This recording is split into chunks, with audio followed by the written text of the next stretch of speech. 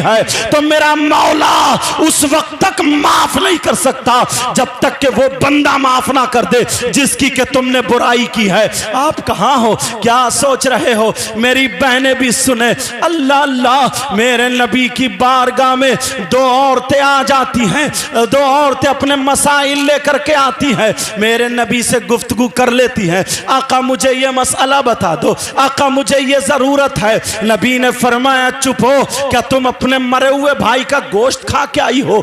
दोनों औरतें एक दूसरे का मुंह देखने लगी और कहने लगी आका कौन होगा जो अपने मरे हुए भाई का गोश्त खा के आएगा? कहा तुम खा करके आई हो। दोनों औरतें कहने लगी आका हमने नहीं खाया है। नबी ने फरमाया तुम गोश्त खा के आई हो। दोनों औरतें एक दूसरे के चेहरे को देख के रोने लगती हैं और कहती हैं कसम है रब्बे जुल जलाल की, कसम है रब्बे काबा की, आका हमने गोश्त नहीं खाया।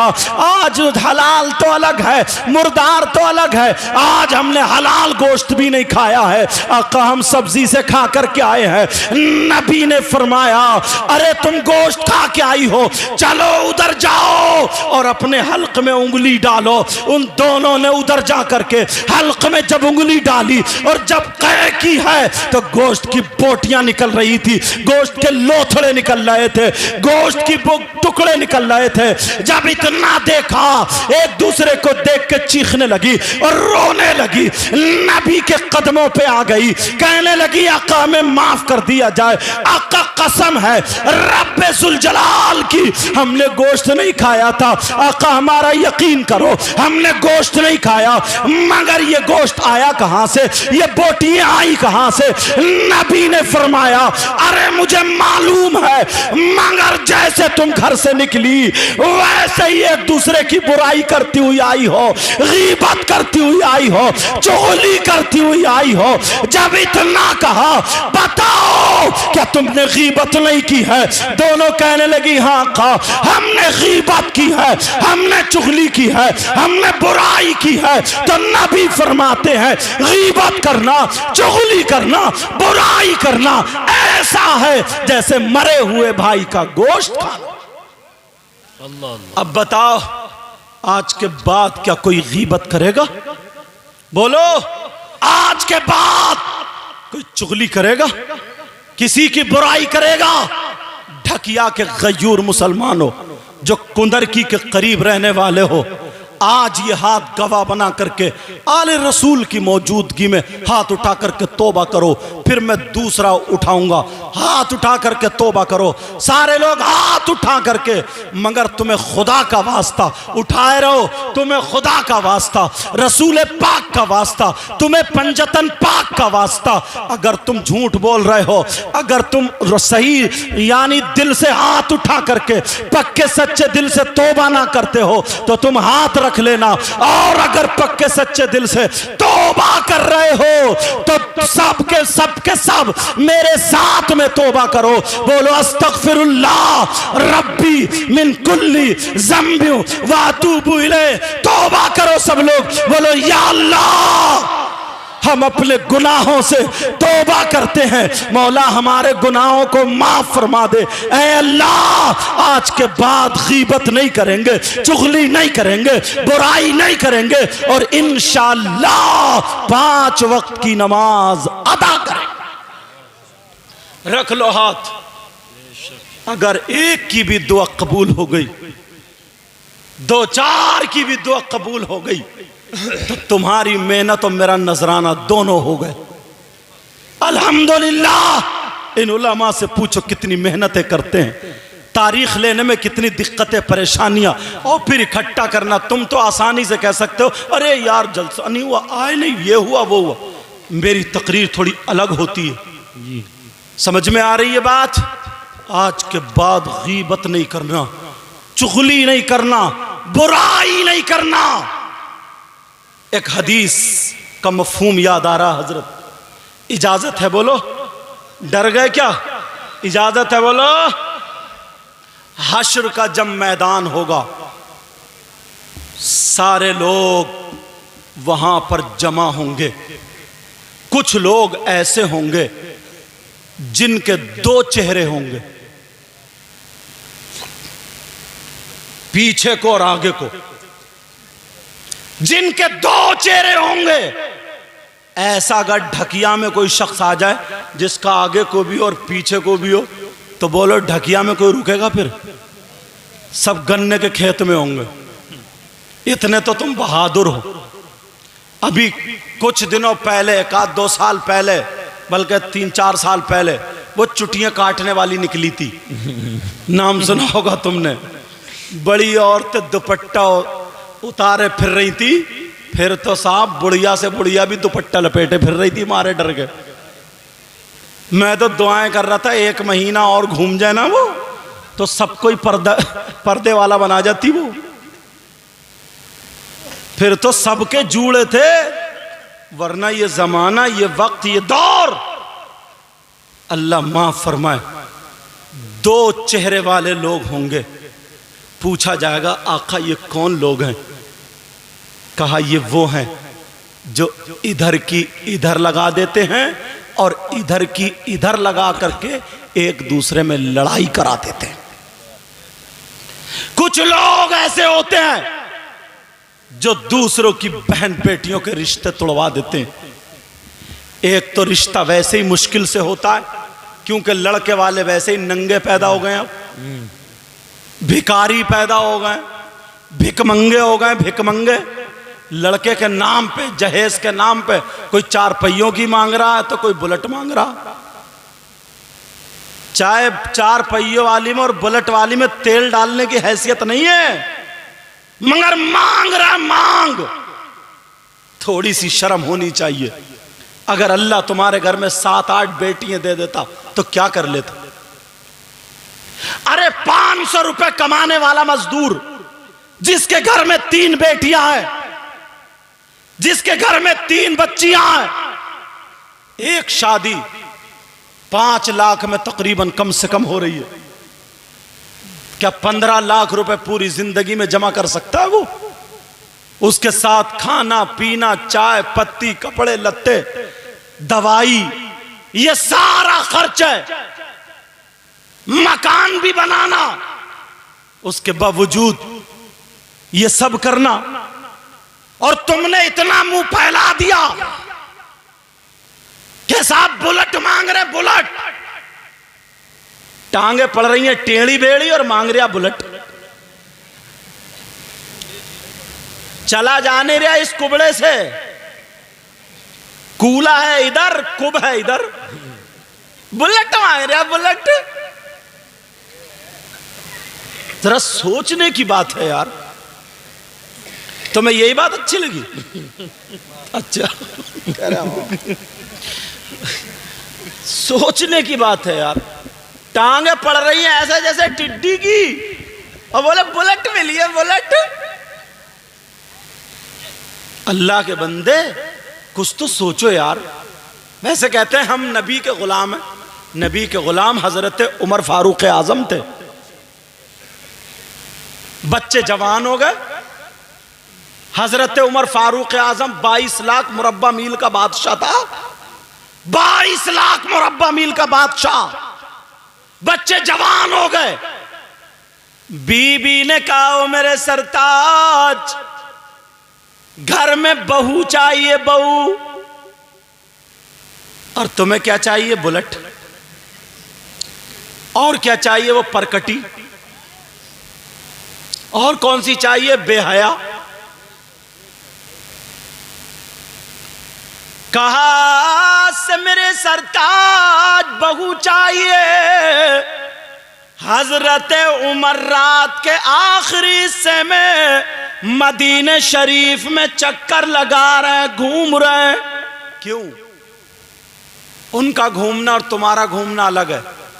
तुम्हारा घूमना क्या, अगर किसी की बाहर मोटर लगी है वो खोल के भाग गया, किसी का नल था वो तोड़ गया, किसी के ट्रैक्टर की बैटरी खोल के चला गया।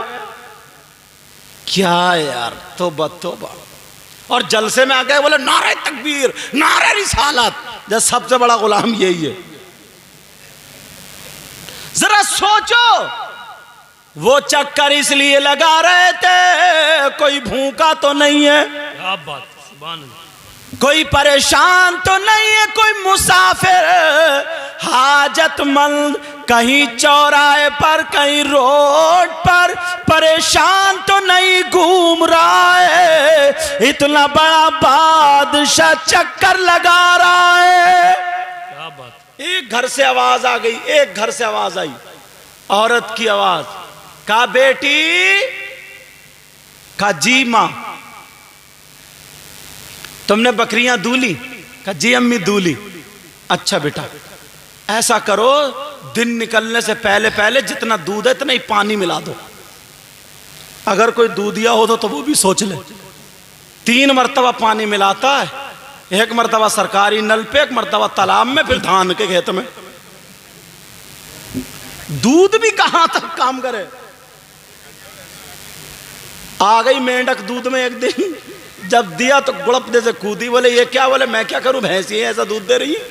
अच्छा मेंढकियां दूध दे रही है। अल्लाह के बंदो, लुकमा सही खाओ। हजरत उमर का जमाना, बहू कैसी हो ये बताऊं। हजरत उमर का जमाना, वो मां बोली बेटी, का जी मां, का बेटी दूध में पानी मिला दे। कहा मां मैं ऐसा नहीं कर सकती, तवज्जो रखो, मैं ऐसा नहीं कर सकती। कहा क्यों?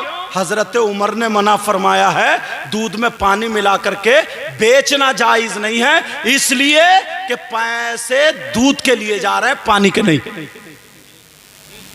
कहा इसलिए।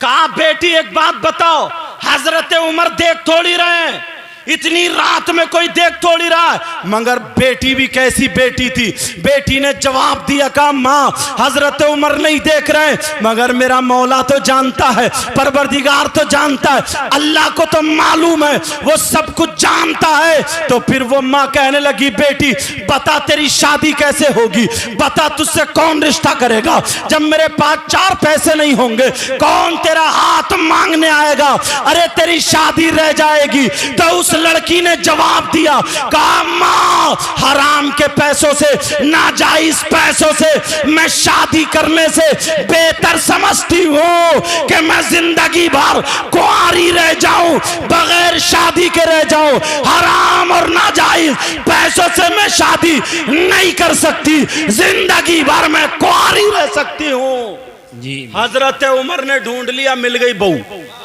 क्या बात है, सुभान अल्लाह। मिल गई बहू। और तुम क्या ढूंढते हो?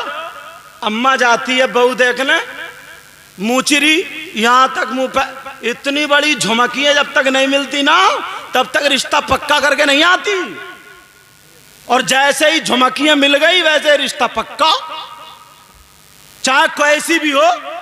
मगर सुनो, हजरत उमर अब घर गए, घर जाकर के बीबी से बोले सुनो तुम कह रही थी ना बहू चाहिए, कहां ढूंढ ली, मिल गई। कहा मिल गई कहां?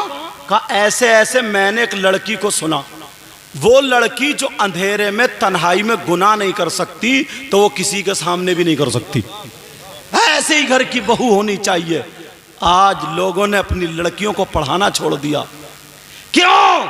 उन्हें पर्दे वाली चाहिए ही नहीं। कैसे हालात, कहां से लाओगे ऐसी बहू? यहां से लेकर के यहां तक, बुरा मानने की बात नहीं है, ये तो गांव है ना, गांव। मगर फिर भी 50 घर ऐसे होंगे जिनकी जवान बेटियों पे मोबाइल होगा। क्या होगा बोलो? जवान बेटियों पे मोबाइल। अल्लाह के बंदो थोड़ी सी अकल तो रखो। 3 रोटी खा रहे हो, 1.5 तो कम से कम बर्बाद कर रहे हो, तो 1.5 तो फिर भी काम में लाओ। क्यों दिया बेटी को मोबाइल? किससे बात करेगी, कहां बात करेगी, कौन है रिश्तेदार अलग से? तुम तो अब्बा हो ना, तुमसे पूछ रहा हूं मैं, कौन है इसका ऐसा रिश्तेदार जो जवान कुंवारी बेटी को मोबाइल दे दिया? कौन है इसका जो बात करने को दे दिया? तुम अब्बा हो के दुश्मन? बात करेगी किससे करेगी? व्हाट्सएप चलाएगी, कहां चलाएगी? फेसबुक चलाएगी, कहां चलाएगी? यूट्यूब चलाएगी, क्या देखेगी? मुझे बताओ, जवान बेटियों को मोबाइल क्यों दिया है? अरे ये किससे बात करने दिया है? आज जब पूरी बिगड़ जाती है, जब बातें होने लगती हैं रात के 12-12 बजे तक मोबाइल पे चैटिंग कर रही है, लफंगे लड़के लगे पड़े मोबाइल पे। मैं तुमसे पूछना चाहता हूं, ये माँ को पता है मेरी बेटी किससे बात कर रही है? और जब माँ को पता नहीं है तो बता, तू माँ बनी क्यों? 24 घंटे साथ रह रही है, तुझे क्यों पता नहीं चला तेरी बेटी किससे बात कर रही है? बाप को तो पता नहीं है, ये बेचारा काम पे चला गया, मगर ये माँ के करतूत है, सब बिगाड़ने का काम माँ का है, माँ का। माँ को पता है मेरी बेटी जीने पे खड़ी हुई बात कर रही है, नल पे खड़ी हुई बात कर रही है, लिहाफ में कमरे में अंदर बात कर रही है, छत पे आधे घंटे से किससे बात कर रही है? माँ ने क्यों नहीं पूछा? मोबाइल दिया क्यों है? और जब बिल्कुल बिल्कुल बेइज्जती होने के सर पे आ जाती है तो ये माँ अब मगरमच्छ के आंसू निकाल रही है और रोते हुए आती है अब्बा के पास, यानी अपने शौहर के पास। कह रही है पता नहीं मेरी बेटी को क्या हो गया, मेरी बेटी तो बड़ी शरीफ थी, मेरी बेटी तो बड़ी अच्छी थी, लगता किसी ने दिमाग फिरवा दिया, लगता है इस पे जादू हो गया, लगता है इस पे जिन हो गया, लगता है इस पे भूत। कुछ नहीं आया। इस माँ की कमर पे 3 लठ मारो और गिरा दो, बता तेरे कारनामे क्या हुए? इस माँ की कमर पे लठ मारो, तेरी जवान बेटी थी, तूने इसको दुपट्टा क्यों नहीं उड़ाया? तू शादियों में इसको जो डेकोरेशन बना के लेके जा रही है, तुम्हारे यहाँ शादी होगी, भकिया वालों सुन लो, थोड़ी बातें कर रही है, मुझे बताओ तुम्हारे यहाँ शादी होती होगी, एक लड़की के सर पे अगर दुपट्टा हो तो बता दियो, किसी का दुपट्टा इधर होगा, किसी का जूड़ा इधर होगा, किसी का गला खुला होगा, किसी की आस्तीन फटी होगी, किसी के कपड़े बारीक होंगे, किसी के वो बड़े बड़े शरारे, बड़े बड़े पलाजो, बड़े बड़े दोबरे लपेटे फिर रही हैं। और अम्मा, ये माँ बेटी से ज्यादा जैसे नाचने वाली औरतें मुंह पे लपेटे फिर रही है, नीली पीली लाली लगाए फिर रही है। इस अम्मा से पूछ, अरे तू 40 साल की हो गई, अरे बूढ़ी हो गई, बूढ़ी, तेरी बेटी जवान है मगर चोंच तेरी अब भी लाल है, तेरे बालों में अब भी गुम्फे हैं, तेरा जूड़ा अब भी खड़ा है, तेरा मुंह अब भी पुता हुआ है, अब भी पुता हुआ है। अरे बूढ़ी घोड़ी नहीं लगाम, इस माँ से पूछो। ओ माँ, ओ माँ, बोल तेरी जिम्मेदारी कहाँ है? जरा कान खोल के सुन लो। अल्लाह फरमाता है, या अय्युहल्लज़ीना आमनू कू अनफुसकुम व अहलीकुम नारा, ए ईमान वालों अपने आप को और अपने घर वालों को जहन्नम की आग से बचाओ। बेशक सुभान अल्लाह, सुभान अल्लाह। कह देना बहुत आसान है, अमल करना बड़ा मुश्किल है।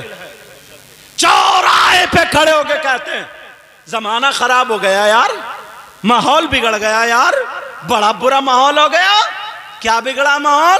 बोले देख नहीं रहो शादियों में कैसा पहनावा।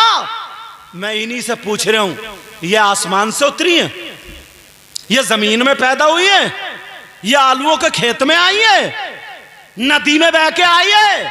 बताओ, हमारी तुम्हारी बहन बेटियां आई, बोलो है कि नहीं? हमारी तुम्हारी बहन बेटियां, कौन सुधारेगा? कोई इमाम सर पे दुपट्टा रखने जाएगा? कोई आलिम जाकर के उसका आंचल संभालेगा? ये माँ बाप की जिम्मेदारी है। आज के जलसे से ये सबक लेकर के जाओ, हर माँ बाप अपने अपने घर की जिम्मेदारी संभाल ले, इंशाअल्लाह पूरा माहौल संभलता हुआ नजर आ जाए। सुभान अल्लाह, सुभान अल्लाह। मगर बाप जानबूझ के अंधा बना पड़ा है, आंखों पे चर्बी है, चर्बी। कोई नहीं कहता, शादी में सब देख रहे हैं, चचा, ताऊ, मामू, खालू सारे देख रहे हैं, मगर बोलने की किसी में हिम्मत नहीं। दूसरे की बेटी को मत बोलो, अपनी बेटी को तो बोल सकते हो। और भाइयों, नौजवानों, तुमसे यार मुझे बड़ी उम्मीद थी, कम से कम तुम्हारे माँ बाप बूढ़े हो गए नहीं जानते, तुम तो जानते हो ना माहौल कैसा है। तुम ही इस लायक हो जाते कि तुम अपनी बहन के सर पे आंचल रख देते, तुम ही इस लायक होते कि अपनी बहन को दुपट्टा उड़ा देते। मगर अफसोस तो यही है, अफसोस तो यही है, तुम कैसे अपनी बहन को दुपट्टा उड़ा सकते हो? तुमने अपनी शक्ल देखी है? तुम्हारे हाथों में चूड़ी और कड़े और तागे बंधे हुए। अरे चूड़ी और कड़े पहनने वाला ये भाई कौन से हाथ लाएगा जो अपनी बहन के सर पे दुपट्टा रखे? कानों में कुंडल पहनने वाला भाई अपनी बहन के सर पे कैसे दुपट्टा रखेगा? बोल। नाक में नथुनिया पहनने वाला भाई, गले में चैन पहनने वाला भाई, तेरी मेरी बहन बेटियों को छत पे खड़े होकर तकने वाला भाई, मोबाइल से बातें करने वाला भाई, अरे बोल। तेरे यहाँ शादी होती है, कोई प्रोग्राम होता है, ये बड़े बड़े डीजे रख के घोड़ों की तरह कूले मटकाने वाला भाई, नचकैया है नचकैया, ये नाचने वाला भाई कौन से हाथ लाएगा? कहां है तू?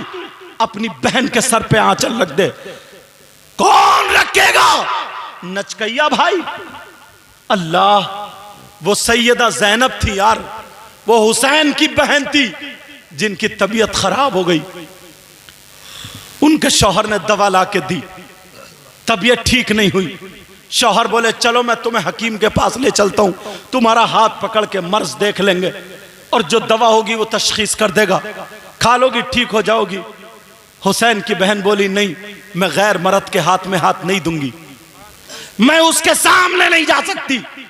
कहा तुम हाथ मत देना, लेकिन पर्दे से चलो तो मैं जा रहा हूं तुम्हारे साथ में। इस्लाम इतनी इजाजत देता है, तबीयत ठीक नहीं हो रही है। तो वो भाई की बहन थी जिसने ये कहा था कि इस्लाम तो इजाजत देता है, मगर मजबूरी यह है मैं कि हुसैन की बहन हूं, मजबूरी है मैं हसन की बहन हूं, मजबूरी है कि मैं फातिमा की बेटी हूं, मजबूरी है मैं अली की बेटी हूं, मजबूरी है मैं नबी की नवासी हूं। आज तुम्हारी बहन क्यों नहीं कहती? तुम्हें देख के सर पे आंचल क्यों नहीं रखती? तुम नचकइये हो गए, नचकइये। अरे यहूद और नसारा ने तुम्हें छक्का बना दिया, छक्का। तुम नहीं जानते हो, शक्ल देखिए तुमने, अपनी सूरत देखिए, कंगे लगा रहे, बालों में कंगे, बाल में कंगे लगा रहा है, बाल में जेल लगा के खड़े कर रहा सेई के कांटों की तरह, बाल लड़कियों जैसे, कानों में कुंडल, नाक में नथुनिया, गले में चैन, हाथ में तागे और वही चढ़े, पूरा जनखा बना पड़ा, पूरा छक्का। अब तू लड़की तो बन नहीं सकता, मर्द है, और मर्द रहा नहीं क्योंकि जेवर पहन लिए। बीच का हो गया, बीच का। बीच का कौन होता? बोलो, कभी ताली बजाते हुआ नहीं मिला तुम्हें? देख लियो मोहल्ले में कितने घोड़े नाच रहे हैं। अगर शादी हो, बियाह हो, तो डीजे रखे और नाच। किसे दिखा रहा? कूले। ये गानों पे जो कूले मटकाए जा रहा है, किसे दिखा रहा? छत पे तेरी मां खड़ी है, मां को दिखा रहा। दरवाजे पे तेरी बहन खड़ी है, बहन को दिखा रहा। दीवार पे तेरी भांजी खड़ी है, दूसरी दीवार पे तेरी भतीजी खड़ी है। अरे दिखा किसे रहा? यार मुसलमानों की शान ये थी कि अगर गैर मुस्लिम लड़की भी ना मुसलमानों के मोहल्ले में रहती थी तो अपने आप को सेव और महफूज समझती थी, और वो कह दिया करती थी मेरी इज्जत पे आंच नहीं आ सकती। कहा इतने दावे से क्यों कह रही हो? कहा कि मैं उस नबी के गुलामों के मोहल्ले में रहती हूं जिस नबी ने यह बताया नजरें नीची करके चला करो। वाह वाह, सुभान अल्लाह। और आज तुम उसी नबी के जुलूस में, तुम्हारी रगों में शैतान दौड़ने लगता है। कितने लड़के हैं, और जुलूस निकालो। ये भी बता रहा हूं, कुछ नाते ऐसी हैं जिनमें म्यूजिक बजता है, जैसे सोड़ा आया सोड़ा आया पाकिस्तान। और कितने नौजवान लड़कों ने डीजे पे रखा, और वो डीजे रख लिए, सोड़ा आया, और वो बहुत सारी नाच रहे हैं, डांस, झंडे उछाल रहे हैं, बाद बाद अपनी शर्ट उछाल लेता। तो जुलूस में गया था, गुंडागर्दी करने गया। जुलूस गुलाम नबी करते हैं, लफंगे नहीं। कुछ लड़के हैं जैसे गैर मुस्लिमों का मोहल्ला देखा, उधर का देखा, उल्टे सीधे नारे लगाना शुरू कर दिए। भड़का रहा तू दूसरों को। नबी ने भड़काया नहीं था। नबी ने क्या किया था मालूम है? तू लड़ाई फैला रहा, तू मोटरसाइकिलें तोड़ रहा, गैरों के मोहल्ले में जाकर के गालियां बक रहा, नारे ऐसे लगा रहा है जिससे इस्लाम बदनाम हो रहा। नबी ने क्या कहा था मालूम है? एक बुढ़िया नबी को गालियां दिया करती थी, पेट भर के गाली देती थी। मक्के की सड़ी हुई बुढ़िया थी वो, औरतें कहने लगी, ओ बुढ़िया तुम क्यों इतना बुरा भला कहती हो? कहा देख नहीं रहे हो कितने ईमान ले आए? औरों से कहती थी तुम भी मोहम्मद का चेहरा मत देखियो। एक औरत ने कहा अगर तुमने देख लिया ना तो तुम भी कलमा पढ़ लोगी। बुढ़िया बोली मैं रहूंगी नहीं, अब मक्के में ही नहीं रहूंगी। बुढ़िया ने रात में बांध ली पुटलिया तगड़ी और उठा के देखा तो उठी नहीं। बुढ़िया कमजोर, माल ज्यादा था, अब उठी नहीं तो सुबह सुबह दरवाजे पे खड़ी हो गई। अरे यार वो पानी है, मेरी तरफ देखो ना, तुम तो ऐसे होठ फेर रहे हो। वो बुढ़िया दरवाजे पे सुबह सुबह खड़ी हो गई कि कोई आए और मेरा ये बोझ उठा दे। देखा तो एक चांद से चेहरे वाला आ रहा, काली जुल्फों वाला आ रहा। उसने आका को देखा नहीं था, वही आका आ रहे हैं। देख के कहने लगी बेटा तुम मक्के में रहते हो? कहा जी माई मक्के में रहता हूं। लड़ गए क्या पानी पे? अच्छा तवज्जो रखो बेटा, तवज्जो।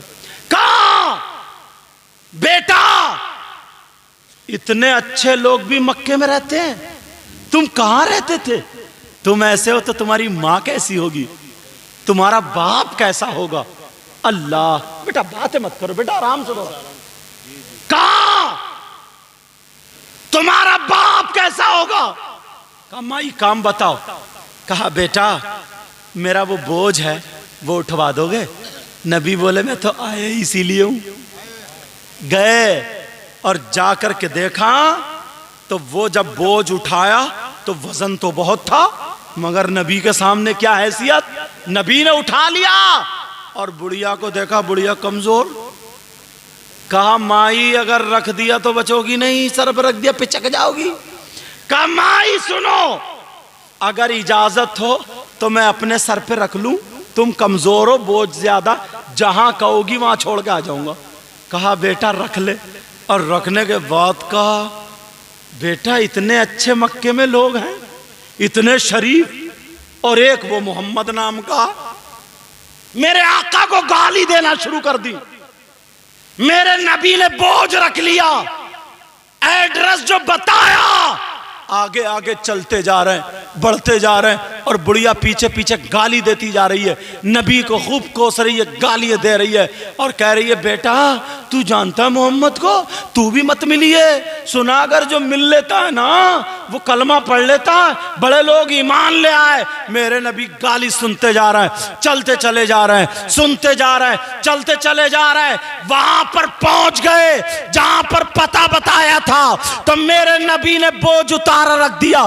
कहा माई लो अब मैं चल रहा हूं। बुढ़िया बोली नहीं मक्के की रहने वाली हूं बेटा, मैं तुझे मजदूरी दूंगी, ऐसे जाने नहीं दूंगी। कहा माई मजदूरी नहीं लेता। जब इतना कहा उस बुढ़िया को क्या पता था, ओ बुढ़िया किससे बातें कर रही हो? अरे मजदूरी किसे दे रही हो? दुनिया तो खाती इन्हीं के नाम का सदका है। अरे सब कुछ इन्हीं के सदके में तो है, सब कुछ इन्हीं के सदके में बना है। अब बुढ़िया कहने लगी नहीं बेटा, अच्छा जा तो रहा है लेकिन जाते जाते एक बात बता दे, बेटा तेरा नाम क्या है? नाम बता दे। जब मक्के के लोग मक्के की बुराई करेंगे तो मैं तेरी मिसाल पेश कर दूंगी, मैं तेरा नाम बता दूंगी। तेरा नाम बता करके मक्के की खूबसूरती में चार चांद लगा दूंगी। नबी ने सोचा पोल खुल जाएगी। नबी ने कहा नहीं बूढ़ी माँ, नाम का क्या करोगी? काम हो गया, मुझे जाने दे। कहा बेटा अगर जिंदा रही और तेरी माँ हुई तो तेरे माँ के कदम एक मर्तबा जरूर चूमूंगी। बेटा तू ऐसा है तो तुझे जन्म देने वाली तेरी माँ कैसी होगी? मेरे लाल नाम बता दे। मेरे नबी कह रहा नहीं माई। तो फिर कहा बेटा ऐसे जाने नहीं दूंगी, पहले नाम बताना पड़ेगा। ओ लोगों सुनो, एक दूसरे को गाली देने वालों, झगड़ा फैलाने वालों, फिर अपने आप को नबी का गुलाम बताने वालों, तुमने नबी की जिंदगी कहां देखी है अभी? मेरे नबी ने फरमाया ओ माई, अरे जिस मोहम्मद को तुम वहां से यहां तक गाली देती हुई चली आई हो, वो मोहम्मद को कोई और नहीं, मैं ही मोहम्मद इब्ने अब्दुल्ला हूं। जब इतना कहा तब बूढ़ी की आंखों में आंसू आ गए और कहने लगी, बेटा जो मैंने कानों सुना था वो गलत था, कान खोल के सुन ले बेटा, अगर तू ही मोहम्मद है तो मैं कहती हूं जा फिर तू ही तो पैगंबर है। बेटा बाद में जाना, पहले अपनी बूढ़ी माँ को कलमा पढ़ा करके जाना। नारे तकबीर, नारे रिसालत, मसलके आला हजरत, अजमते मजहबे इस्लाम, अजमते मदीना शरीफ। सुभान अल्लाह, सुभान अल्लाह, लेकिन माशाअल्लाह। कहाँ हैं हम लोग? उस दूसरे मोहल्लों में जाकर के किसी की चिड़ का अगर पता चल जाए ना, चिड़ का, और गांवों में चिड़ भी ऐसी बना लेते, किसी को कह रहे धनिया, किसी को कह दे टमाटर, किसी को कह दिया गोभी, ऐसी चिड़। पता नहीं क्या तरीका अपनाया हम लोगों। नबी की जिंदगी के चंद गोशे अगर इजाजत हो तो उठा के रखूं, थके तो नहीं हो, इम्तिहान ले लूं, जोश में और होश में दोनों हो, थके तो नहीं हो, सुनना चाह रहे हो तो फिर हाथ उठाओ, देखूं कौन कौन सुनना नहीं चाह रहा। अच्छा, मुझे पता चल गया ढकिया के लोग कितने होश में रहते हैं। इतने बड़े होश में हो तुम, अल्लाह के बंदो सोच तो लो। एक मौलाना साहब कह रहे थे जी, मतलब ये पता नहीं है कहाँ सुभान अल्लाह कहना, कहाँ हाथ उठाना, कहाँ नहीं। एक मौलाना साहब बोले फला साहब की अम्मा का इंतकाल हो गया, नीचे से एक भाई बोले सुभान अल्लाह। अल्लाह के बंदो ये तो देखो कि सुभान अल्लाह कहाँ कहना, मगर ये भी हमने ही तुम्हें सेल्फ स्टार्ट किया। मौलाना लोगों ने, शायरों ने, नाजिमों ने, वो भी सब मौलाना नहीं है, समझे कि ये वाला हाथ उठाओ, ये वाला हाथ उठाओ, ये वाला, तो तुम सेल्फ स्टार्ट हो गए हो। थोड़ा सा इशारा मिले कड़ाक से हाथ इसलिए उठवाते हैं ताकि ये हाथ गवाह हो जाएं। हाथ हश्र के मैदान में गवाही दे, मौला अच्छे काम के लिए हमें इस्तेमाल किया था। अच्छा माशाअल्लाह बरकत फरमाए। बच्चा बताना है, बोला काट दिया ना तागा मैंने। कोई बात नहीं, अच्छी बात है यार। अब देखो कितना अच्छा लगा, अभी तो बातें लोगों तक पहुंची नहीं, कितने लोग हैं यार। अब नबी की जिंदगी का एक बाब रखूं, थोड़ा सा सुनना चाह रहे हो, सीरत पे आ जाऊं यार। आज हम लोगों के दिल में इतना मैल, हसद, कीना, बगावत, ईद को मिलने, ईद आती है ना, ईद ऐसे मिलता जैसे सरकारी बकरे मिल रहे हैं, खूब मिलेगा ईद, और दिल निरा काला है, दिल निरा काला, बस खाली सीने ही मिल लिया, दिल नहीं मिल लिया। ये इतना काला, अल्लाह माफ फरमाए, अल्लाह माफ फरमाए। अब नमाज़े काम क्यों नहीं आ रही बताऊं? हाँ, नमाज भी पढ़ रहा है मगर दिल फिर भी काला। अगर उठक बैठक करोगे तो फिर मैं भी उठ जाऊंगा। नमाज भी पढ़ रहा है मगर दिल काला। आलम यह है, अगर किसी भाई का ना मकान बन रहा है तो बस पड़ोसी के पेट में आग लग रही है, उसका मकान ही क्यों बन रहा? क्या हुआ, क्या हुआ? बैठो बैठो बैठो। मगर ये दिल जो साफ करोगे ना, अगर ये दिल अच्छा करोगे तो इसकी अहमियत अलग है। क्या मामला क्या है? कहीं नहीं, कहीं नहीं। अरे कहां जा रहे, बैठते क्यों नहीं? बैठो।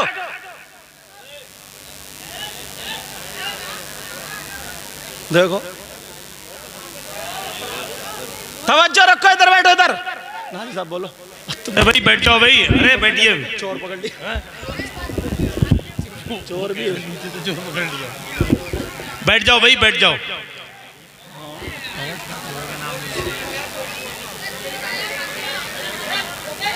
ए भैया बैठ जाओ, बैठ जाओ, बैठो। अरे कोई बात नहीं है, आप लोग बैठिए।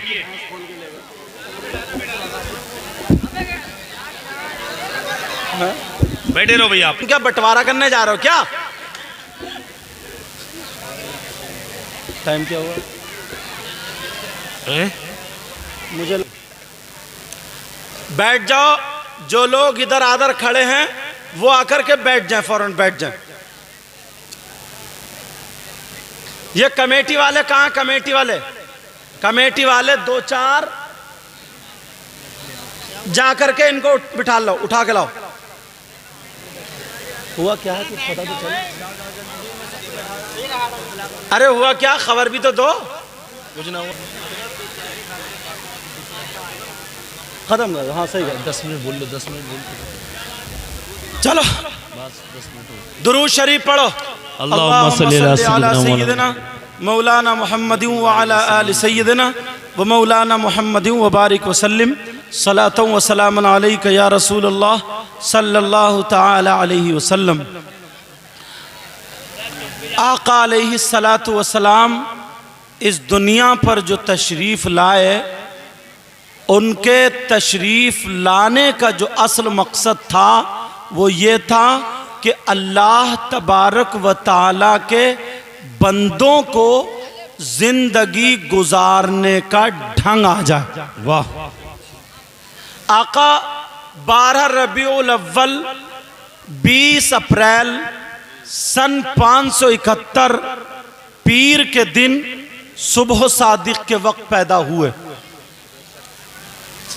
आका की शान ये है, मेरे आका की वालदा हजरत आमिना रदी अल्लाह ताला अन्हा खुद फरमाती हैं कि जब मैं छोटी सी थी अपने बाप के घर में, तो हमारा मकान भी पथरीला इलाका था, पत्थरों का मकान था, और कभी कभी नंगे पैर चला करती थी तो पांवों में वो पत्थर चुभते थे, हर एक के चुभते हैं। तकलीफ इतनी होती थी कि पकड़ के बैठ जाती थी।